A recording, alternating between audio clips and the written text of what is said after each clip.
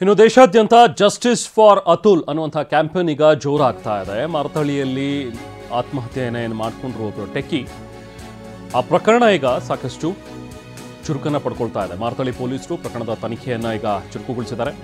Atul ಬರೆದಿದ್ದಂತಹ death note ಜೊತೆಗೆ laptop, mobile ಇದೆಲ್ಲವನ್ನೂ ಕೂಡ ವಶಕ್ಕೆ ಪಡೆದುಕೊಂಡು ತನಿಖೆಯನ್ನು ಮುಂದುವರಿಸಿದ್ದಾರೆ. ಹಲವು ದಾಖಲೆಗಳನ್ನು ವಶಕ್ಕೆ ಪಡ್ಕೊಂಡಿದ್ದಾರೆ ಪೊಲೀಸರು. ನ್ಯಾಯಾಲಯದ ಅನುಮತಿಯನ್ನು ಪಡೆದುಕೊಂಡು ಪರಿಶೀಲನೆಯನ್ನು ನಡೆಸ್ತಾ ಇದ್ದಾರೆ. ಈಗಾಗಲೇ ಪಾಸ್ವರ್ಡ್ಗಳನ್ನು ಕೂಡ ಅತುಲ್ ಬರೆದಿಟ್ಟಿದ್ದಾರೆ. ಈತ ಕಂಪ್ಲೀಟಾಗಿ ಪ್ಲ್ಯಾನ್ ಮಾಡಿ ತನ್ನ ಸುಸೈಡನ್ನು ಕೂಡ ಈತ ಪ್ಲ್ಯಾನ್ ಮಾಡಿದ್ದ ಅನ್ನುವಂಥದ್ದು ಇದರಲ್ಲಿ ಗೊತ್ತಾಗುತ್ತೆ. ಸಾಯೋಕ್ಕೂ ಮುಂಚೆ ಡೆತ್ ನೋಟ್ ಬರೆದಿಟ್ಟಿದ್ದಾರೆ, ವಿಡಿಯೋ ಮಾಡಿದ್ದಾರೆ. ಜೊತೆಗೆ ಅದೆಲ್ಲವನ್ನೂ ಕೂಡ ಬೇರೆ ಬೇರೆ ಜನರಿಗೆ ಮೇಲ್ ಮಾಡಿದ್ದಾರೆ, ಇನ್ಕ್ಲೂಡಿಂಗ್ ಪ್ರಧಾನಮಂತ್ರಿ ಕಾರ್ಯಾಲಯ, ಪ್ರಧಾನಮಂತ್ರಿಗಳಿಗೆ, ಜೊತೆಗೆ ಚೀಫ್ ಜಸ್ಟಿಸ್ ಆಫ್ ಇಂಡಿಯಾ, ಹೈಕೋರ್ಟ್ನ ಜಸ್ಟಿಸಿಗೆ, ಜೊತೆಗೆ ಟ್ರಂಪ್ ತನಕನೂ ಕೂಡ ಮೇಲ್ಗಳನ್ನು ಮಾಡಿದ್ದಾರೆ ಅತುಲ್. ಸೊ ಬನ್ನಿ ಮತ್ತಷ್ಟು ಡೀಟೇಲ್ಸ್ ಪಡೆಯೋಣ ನಾವು ಪ್ರತಿನಿಧಿ ಪ್ರಜ್ವಲ್ ಅವರಿಂದ. ಪ್ರಜ್ವಲ್, ಈಗ ಟೆಕ್ಕಿ ಅತುಲ್ ಆತ್ಮಹತ್ಯೆ ಪ್ರಕರಣ ಈಗ ಸಾಕಷ್ಟು ಸಂಚಲನವನ್ನು ಸೃಷ್ಟಿ ಮಾಡ್ತಾ ಇದೆ. ದೇಶಾದ್ಯಂತ ನಾವು ಗಮನಿಸ್ತಾ ಹೋದರೆ ಜಸ್ಟಿಸ್ ಫಾರ್ ಅತುಲ್ ಅನ್ನುವಂಥದ್ರ ಬಗ್ಗೆ ಕ್ಯಾಂಪೇನ್ಗಳು ಕೂಡ ಈಗಾಗಲೇ ಶುರುವಾಗಿದೆ. ಈ ನಿಟ್ಟಿನಲ್ಲಿ ಈಗ ಪೊಲೀಸರು ತನಿಖೆಯನ್ನು ಹೇಗೆ ಮುಂದುವರಿಸಿದ್ದಾರೆ, ಏನೆಲ್ಲ ವಶಕ್ಕೆ ತಗೊಂಡಿದ್ದಾರೆ, ತನಿಖೆ ಹೇಗೆ ಸಾಗಿದೆ ಪ್ರಜ್ವಲ್?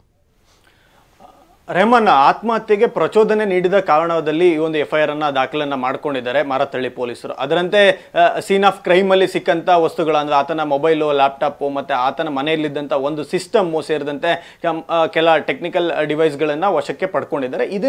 ಇದೆಲ್ಲದರ ಪಾಸ್ವರ್ಡ್ಗಳನ್ನ ಆತ ಈಗಾಗಲೇ ಸಾವಿನ ಒಂದು ಟೈಮ್ ಟೇಬಲ್ ಏನ್ ಮಾಡಿದ ಆ ಟೈಮ್ ಟೇಬಲ್ನ ಪ್ರಕಾರವೇ ಪಾಸ್ವರ್ಡ್ಗಳೆಲ್ಲದನ್ನು ಬರೆದಿಟ್ಟಿದೆ. ಹೀಗಾಗಿ ಅದೆಲ್ಲದನ್ನು ವಶಕ್ಕೆ ಪಡ್ಕೊಂಡು ನ್ಯಾಯಾಲಯದ ಅನುಮತಿಯನ್ನ ಪಡೆದುಕೊಂಡ ನಂತರದಲ್ಲಿ ಅದನ್ನ ಪರಿಶೀಲನೆಯನ್ನ ಮಾಡಬೇಕಾಗುತ್ತೆ. ಈಗ ಪೊಲೀಸರು ಡೈರೆಕ್ಟ್ ಆಗಿ ಪರಿಶೀಲನೆ ಮಾಡೋದು ತಪ್ಪಾಗುತ್ತೆ. ಹೀಗಾಗಿ ನ್ಯಾಯಾಲಯದಲ್ಲಿ ಅನುಮತಿಯನ್ನ ಪಡೆಯಲಿಕ್ಕೆ ಒಂದು ಅಪ್ಲಿಕೇಶನ್ ಅಧಿಕಾರಿಗಳು ಹಾಕ್ತಾ ಇದ್ದಾರೆ. ಅದನ್ನ ಪಡ್ಕೊಂಡ ನಂತರ ಪರಿಶೀಲನೆಯನ್ನ ಮಾಡ್ತಾರೆ. ಈಗಾಗಲೇ ಪಬ್ಲಿಕ್ ಡೊಮೈನ್ ನಲ್ಲಿ ಒಂದಷ್ಟು ಫೋಟೋ ವಿಡಿಯೋಗಳಿದ್ದಾವೆ. ಆತ ಸುಮಾರು 90 ನಿಮಿಷಗಳ ಕಾಲ ಮಾಡಿದಂತ ವಿಡಿಯೋ ಆಗ್ಬೋದು, ಜೊತೆಗೆ ಮತ್ತೆ 24 ಪುಟಗಳ ಬರೆದಿದ್ದಂತ ಡೆತ್ ನೋಟ್ ಆಗ್ಬೋದು. ಇದನ್ನೆಲ್ಲ ಪಬ್ಲಿಕ್ ಡೊಮೈನ್ ಅಲ್ಲಿ ಇರೋದ್ರಿಂದ ಅದನ್ನು ತೆಗೆದುಕೊಂಡು ಪರಿಶೀಲನೆ ಮಾಡುವಂತ ಕೆಲಸ ಆಗ್ತದೆ.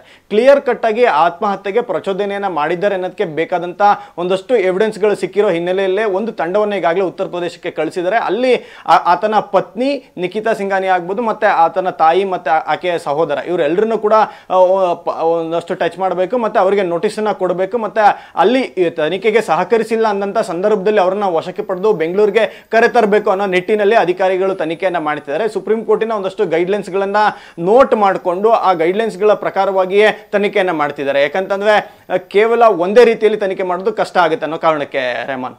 Okay, thank you Prajwal.